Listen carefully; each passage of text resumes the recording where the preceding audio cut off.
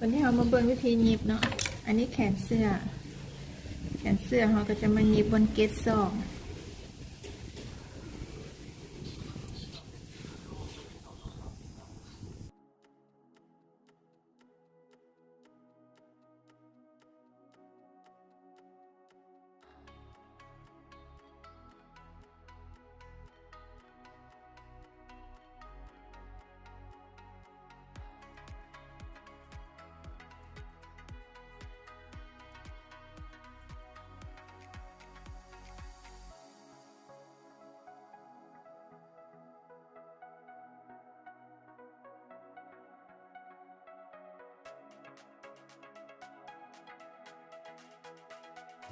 มันหยิบเกศหลัง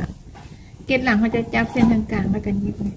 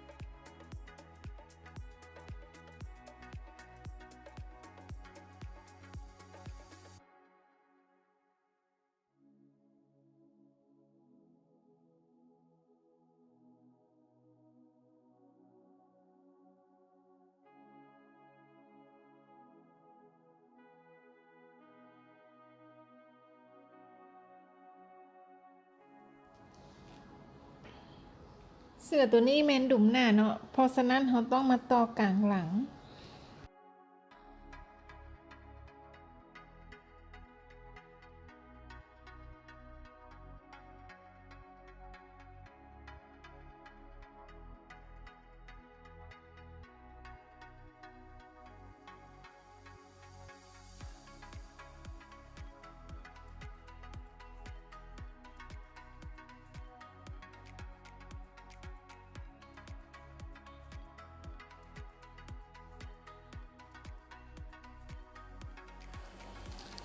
ฮอยกิ้งกับฮอยกิ้งต้องเซิงกันเขาจะเอาเข็มมุดมาคัดเนาะคัดบนฮอยกิ้งที่เขากิ้งเมียนฮะ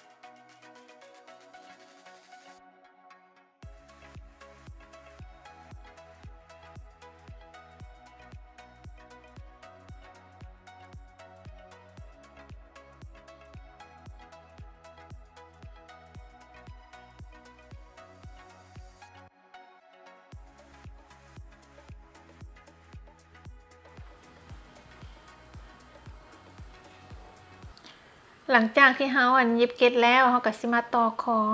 เอาเข็มมุดคัดเนาะแล้วก็ฮอยกิ้งกับฮอยกิ้งต้องเซิงกัน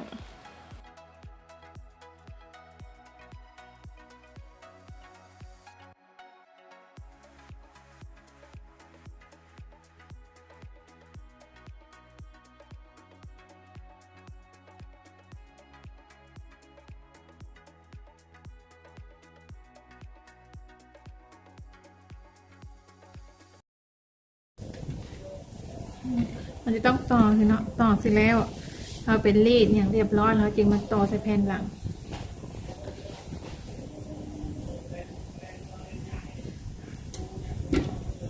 ทราบคอกับต่อใส่เลย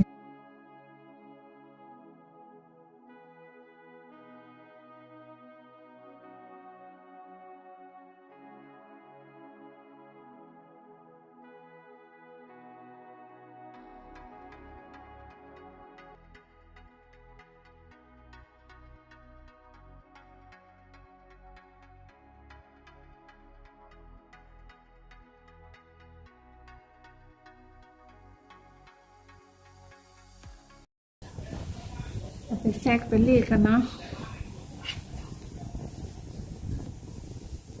หลังจากที่เราไปแซกไปรีดแล้วเนาะ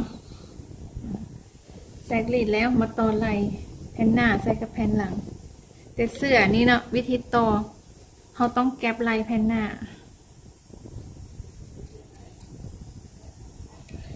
เราต้องแก็บเข้ามาเนาะเกือบจำหอยกิ้งเดี๋ยวหอยกิ้งเนี้ย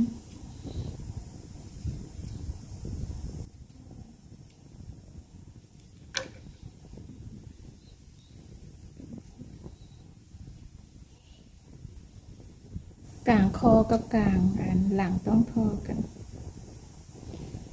หอยกิ้งเขาหาย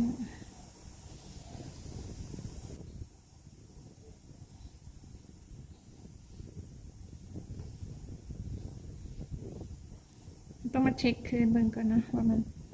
มาเช็คคืนเบิ่งก่อนว่ามันทอกันบ่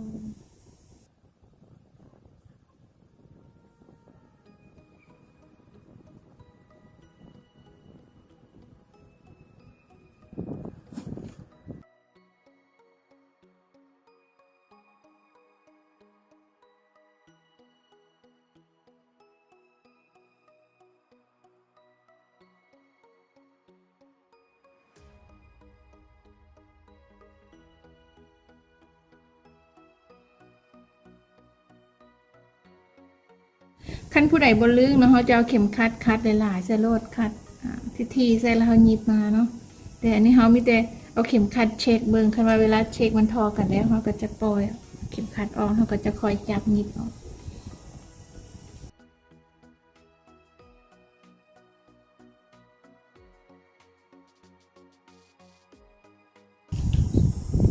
บนมุมนี่เขาจะต้องใส่เข็มทีนะ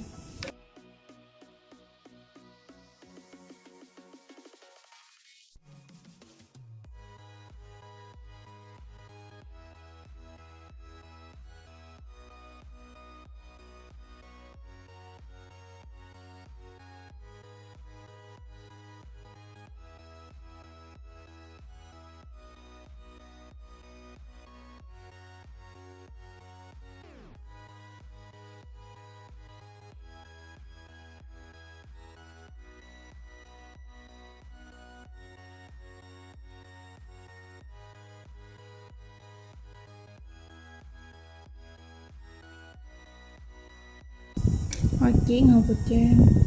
ต้องไปแปลง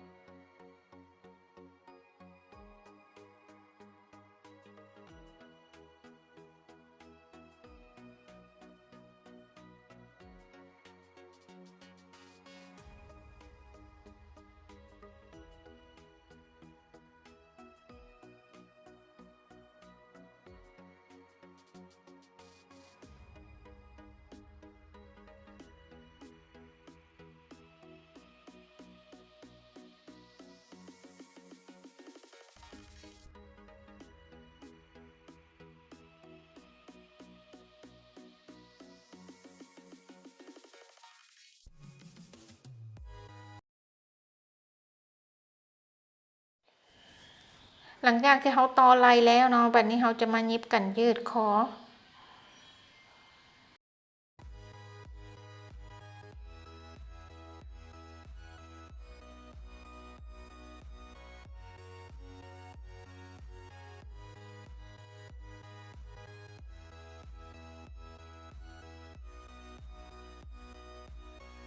หลังจากที่เขายิบกันยืดแล้วเนาะเขาจะมายิบผ้าสาบใส่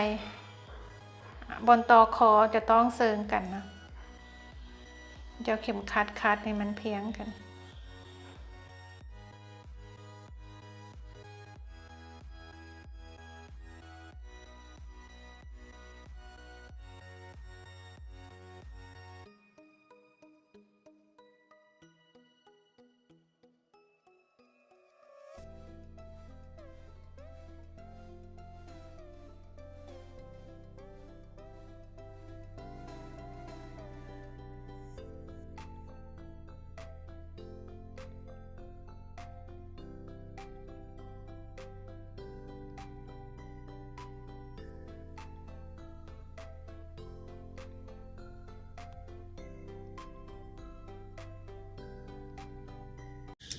เสื้อตัวนี้เวลาหยิบผ้าซากเขาจะมันหยิบใส่ตัวเสื้อเนาะเขาจะบ่หยิบใส่ตัวผ้าซาก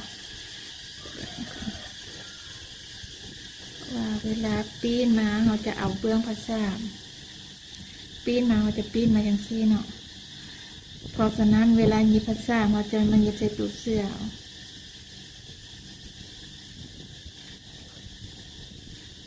เอาจะหยิบอีกไป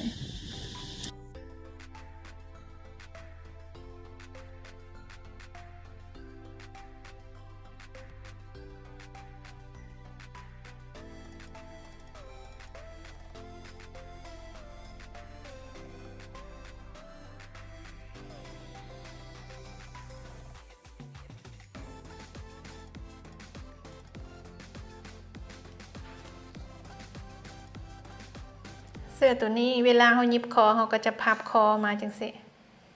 จะเอารีดเนาะเขาจะรีดดีๆก่อนแล้วเขาจึงเอามาหยิบโอเคเอาไปรีดกันเนาะเวลาเขารีดแล้วก็จะเป็นแบบนี้เนาะภาษาบอลไลเขาก็จะเอามีดตัดมาแก็บคือกับตัวเสื้อเขาก็จะรีดพับเข้าไปเวลารีดเขาจะรีดให้กายบอลที่เขาหยิบหน่อยนึงเอาจะเอาเข็มหมุดมานั้นมาขัดเมียน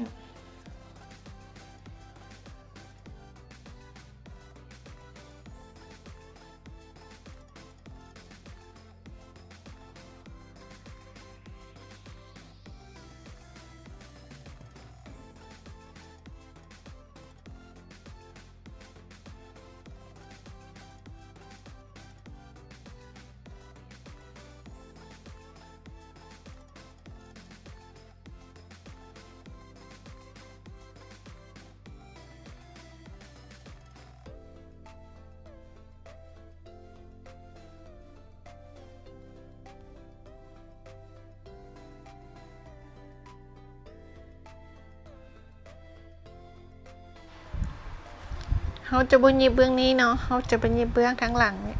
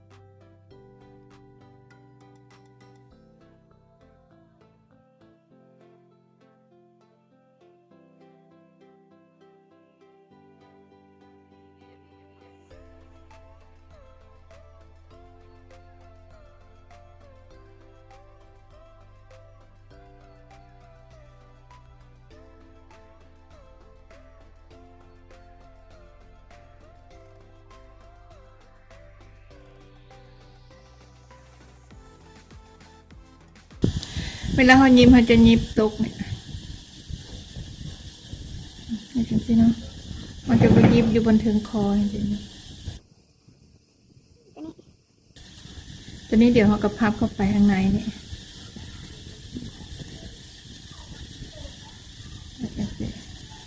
เราก็จะใช้มือสอยเสื่อมกับเส้นไหล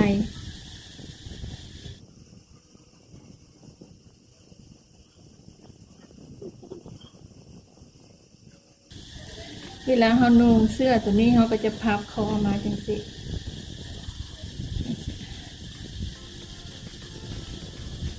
คอเสื้อ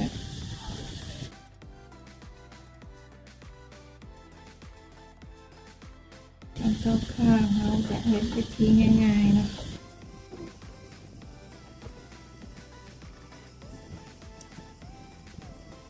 แล้วเข็มขัดไปทางเทิงนี่แล้วกันแล้ว